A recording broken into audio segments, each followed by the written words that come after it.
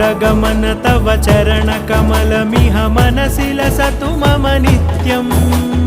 गरुडगमन तव चरणकमलमिह मनसि लसतु मम नित्यम् मनसि लसतु मम नित्यं मम तापमपाकुरु देवा मम पापमपाकुरु देवा मम तापमपाकुरु देवा मम पापमपाकुरु देवा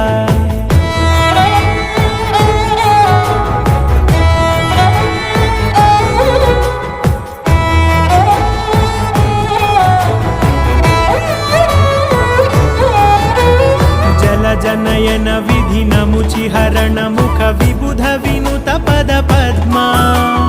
जल जनयन विधि नमुचिहरण मुख विबुध विनुत पद पद्मा विबुध विनुत पद पद्मा।